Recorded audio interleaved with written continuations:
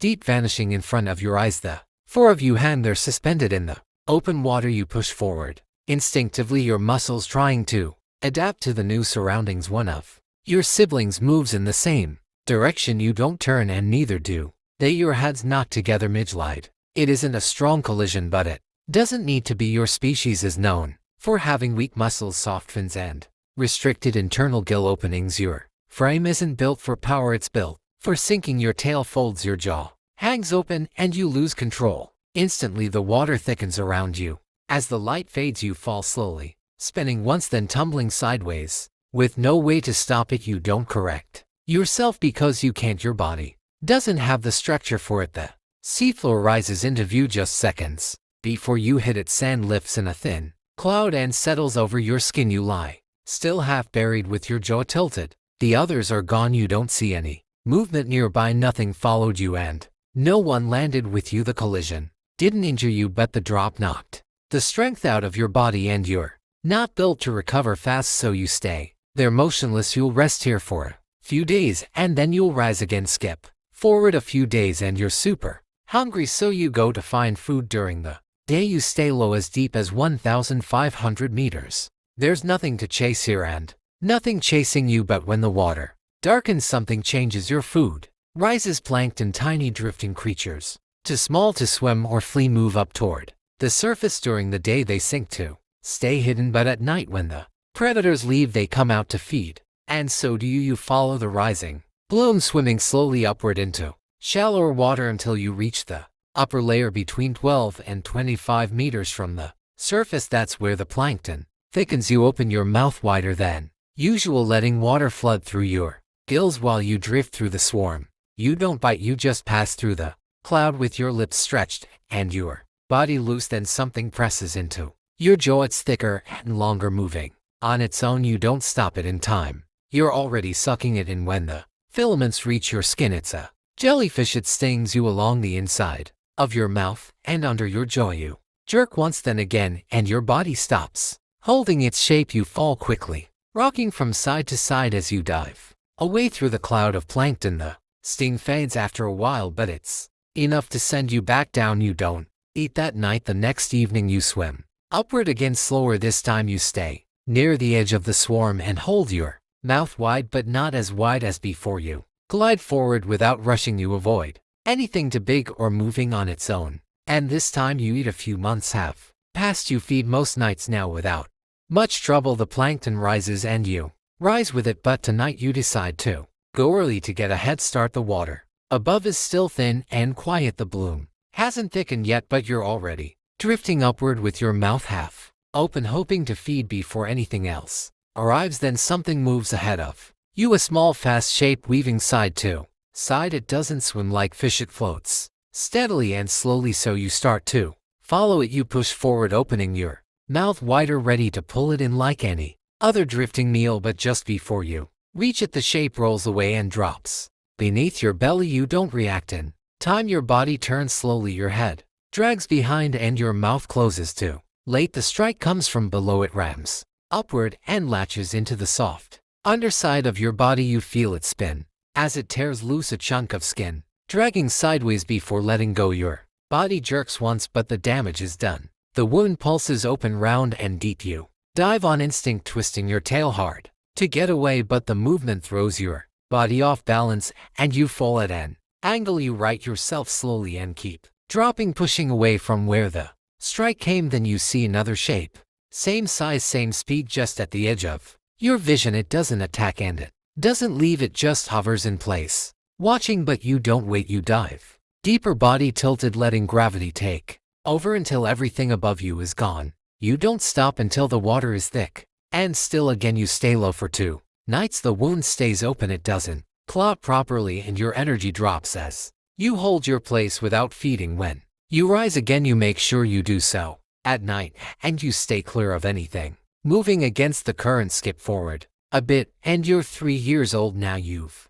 grown to around 1 or 2 meters long, and tonight you've decided to migrate. You're gliding toward a different part of the ocean, following the slow-moving current through the upper layer as the water thickens with plankton. You've done this before and nothing ever gets in your way, but this time the current feels Disturbed, something ahead is moving. Through it, a massive shape sliding.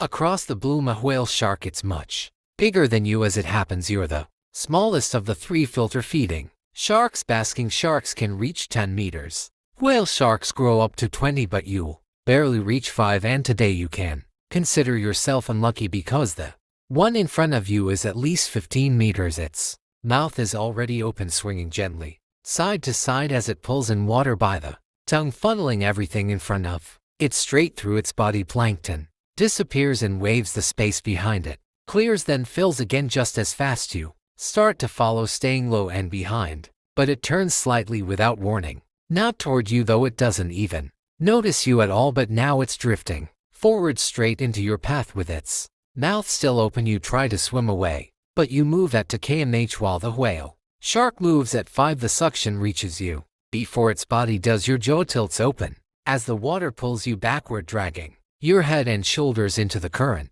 You try to angle your body sideways, but the pressure locks your movement, folding your body inward as the bloom rushes past your face. Your tail kicks once, but there's no grip. One fin tucks beneath you by accident, and your body starts to roll. You spin once toward the pull, then again, this time faster. You try to right yourself mid-twist, but the suction catches your underside and drags you higher into its path. You twist hard, point your body down, and force yourself into a dive. The current holds a second longer, stretching your tail backward as your head tilts down, then it snaps free. The pressure fades just as the whale shark's belly passes meters overhead, its body swinging side to side as it glides past without slowing. You drop quickly with your tail loose and body lopsided. The spin doesn't stop right away. You fall through the water and roll once more before leveling out, disappearing into the dark below. At 5 years old, you've nearly doubled in size. You're just under 4 meters now, drifting through the bloom like always with your mouth open. And your body steady. Feeding isn't difficult anymore. You know where to go and how to move. Then you notice another shape. It's gliding a few meters ahead of you, moving toward the same thick patch of plankton. It's the same size and has the same rhythm. You angle forward without thinking. You push faster, adjusting your path just slightly to cut in front. The bloom thickens and you glide through it. First, the food pours through your mouth and down your throat before the other shark even gets close. It slows down, then turns away. You've never done that before. You fed first. You took the better path, and for once, something in this ocean backed off because of you, but the moment doesn't, and the shape doesn't leave its circles. Once drifting lower, then it turns again, and now you see it clearly. It's a female. You react late, but you react to fold your body forward and begin to chase. She's already further than she was a moment ago. You push harder, but she's pulling away. Her movements are quicker, more controlled. You hold the pace as long as you can, but the gap doesn't. He nicknames you Mega Mouth because of the 3-foot wide rubbery jaw hanging open on your face. Later, when you're formally described, they give you a scientific name, Megacosmopelagios, the giant yawner of the open sea. You become the first known member of a brand new family, genus, and species. Scientists study your teeth, tissue, and stomach contents. They learn you fed on deep water shrimp, that you were a filter feeder like the whale and basking shark. You were the third of your kind, and until then the rarest life. As a mega mouth shark might be rough, but there's another animal out there that has it way worse. Trust me, it's wild. Check out the video and see for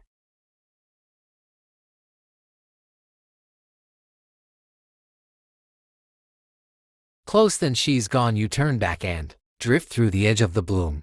Again, the plankton is still thick here, and you feed like you always do, but this time you finish slower, and this time you're not full. At 6 years old, you've grown to around 4.5 meters. It's daytime and you're drifting through the deep water like usual, but today you're not alone. Down here something feels wrong. The pressure around you dips in uneven waves, and the water starts to shake, not in pulses but in long rolling thuds. You turn your head slowly, then you see them. 3 massive shapes spaced wide apart, moving in a line toward you. Sperm whales. They don't swerve, they don't stall, they just keep coming. One of them drops beneath you, sinking slowly like it's setting a trap. Another moves slightly to your left. The third rises higher above your head, blocking the only path back into open water. You try to hold position, but your body starts to tilt. The pressure is shifting faster now. Then the middle one charges. It doesn't aim for Your head or your tail, it just brushes past you, a deliberate angled pass. Its tail clips your side as it goes by, and the skin tears open, a deep wound runs down your flank. You'll carry the scar for the rest of your life. The wave pushes you sideways and drags your body into a spiral. You roll once, then twice, trying to recover before the others follow through. You twist downward and force your tail into a dive. It's not fast, but it's enough. The pressure fades behind you and the water stills you. Don't look back, you're not followed. Maybe they thought you were a threat, or maybe once you ran there was no need to kill you. Skip forward a bit and it's 1976. You rise like always, slow and steady, drifting near the surface of deep Pacific water. The bloom is thin here, but you don't need much. You glide forward with your mouth half open, body loose, unaware of what's waiting just ahead. A thin cable hangs in the water. It's part of a parachute-style sea anchor deployed from a U.S. Navy research ship 25 miles off the coast of Oahu, Hawaii. It stretches across your path like drifting algae. You don't turn and you don't react. You slide straight into it. The line catches beneath your jaw and presses tight. You try to pull free, but your body isn't strong enough. There's no panic. You don't understand what's happening. Then the cable begins to rise. The surface draws closer. The water warms, light thickens around you. Then your head breaks into open air for the first and last time. You don't survive it. Your body is hauled aboard the ship, still tangled in the sea anchor. You're 4.5 meters long and weigh over 1,500 pounds. No one on board recognizes what they're looking at, because until now no one has ever seen your kind. They transport your body to a Navy lab at Kaneohe Bay. Local marine biologists arrive, followed by phone calls to shark experts around the country, but nobody recognizes you. One of the first scientists on the scene is Waikiki Aquarium director Leighton Taylor.